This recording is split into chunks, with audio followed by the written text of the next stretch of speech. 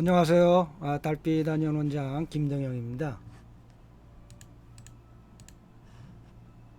오늘은 동의보감의 서문에 이름을 올렸던 조선의 어이 윤지미의 북경 유학기 12번째로 나병, 요즘에는 한센병이라고도 하죠. 어떤 경락의 병이 드는 것입니까? 라고 물었어요.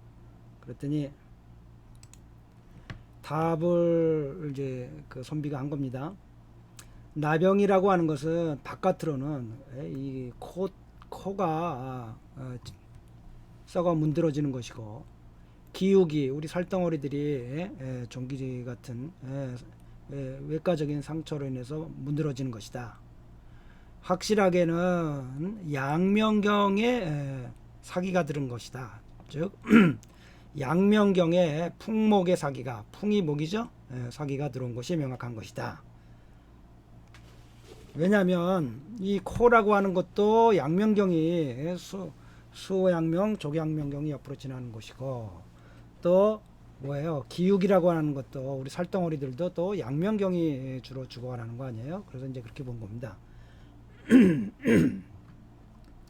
몸 안에서 이 악취가 나는 이 침보다 좀 얇은 걸 말한다고 해요. 이 선이라고 시엔이라고 하는 게.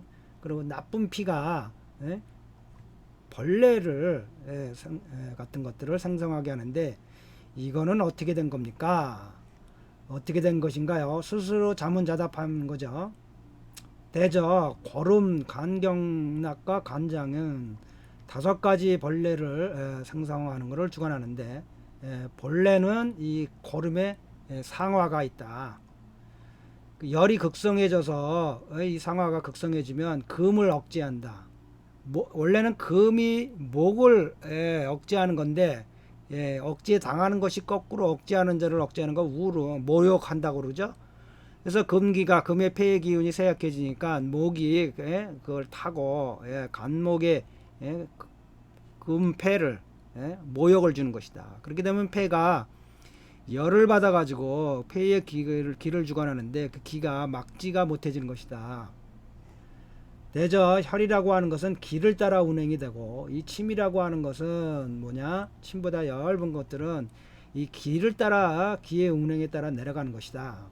그런데 이것을 돌고 내려가는 것들이 시와 그런 작용이 안 된다면 혈이 뭉치고 그 침 같은 것들이 축적되게 되니까, 혈이 오랫동안 축적되어 있으면 이게 부패하게 되고 나쁘게 된 나쁜 피가 되는 것이라, 이 침 같은 것들이 오래 뭉쳐 있게 되면 냄새가 나곤 탁하게 되는 것이다. 그래서 이 습기를 지닌 침 같은 것과 열기를 지닌 피가 서로를 도와서 증기처럼 쪄오르게 되니까, 오래되면 기욱이 다 썩어 문드러지게 되고 벌레가 생기는 것이다. 치료는 이 사기로 하여금 이빨사회와 또는 식도, 식도라고도 해석할 수도 있고요, 학문이라고 할 수도 있는데요.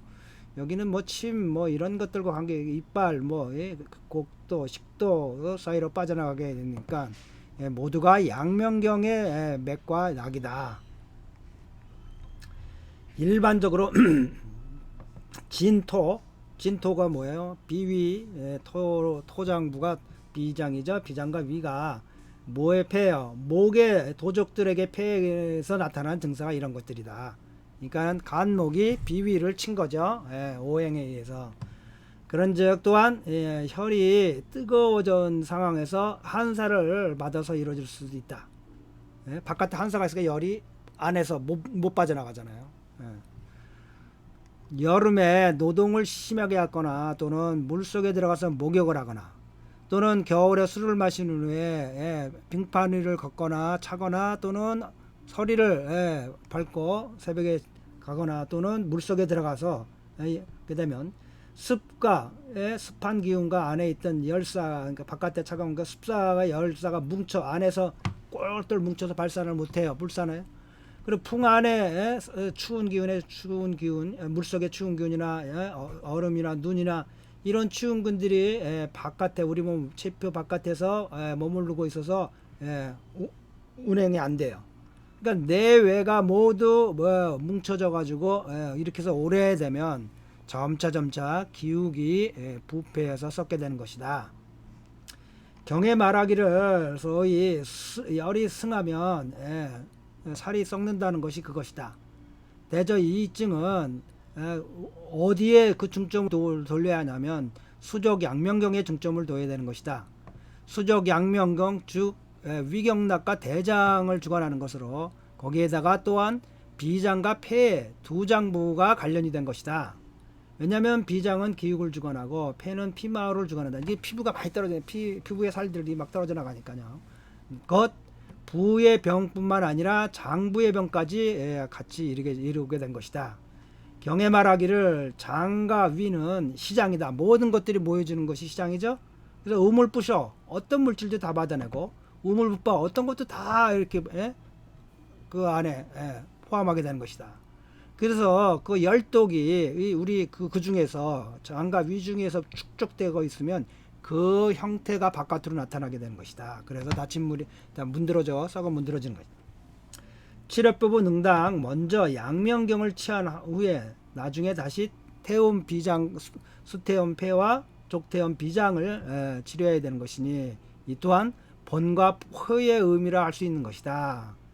표는 양명이지만 본래의 장부는 어디에요? 태움의 양장 수족태움의 양장이다. 또한 필히 벌레를 죽여야 되고 습과 화를 제거해야 되고 그런 후에 생혈 혈을 생성하고 차갑게 해줘야 돼서 바람을 막혀있는 바람분역을 열어서 바람을 제거하고 양기가 오르고 양기가 내려오고 양이 뜬다는 열이 뜬다는 건데 음기가 차가운 온기가 위로 올라가게 해주면 병은 스스로 낫는다. 당시 1600년도 초반에 어려운 병이었죠. 요즘에 뭐 이거 한센병 원인도 알고 치료제도 다 나왔으니까요.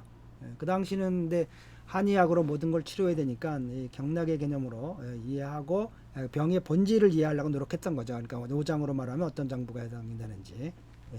그러면서 고대 그 나병을 보는 한 선비의 견해를 볼 수가 있었습니다. 자, 각각의 교재는 네이버 밴드 한의학 다 함께 연구에 들어오시면 다운받을 수 있고요. 구독과 좋아요 눌러주시면 힘이 됩니다. 자, 모두 빛과 사랑이 넘치는 복되고 즐거운 생활 되시기 바랍니다. 밴쿠버 달빛 한의원 원장 김동영이었습니다.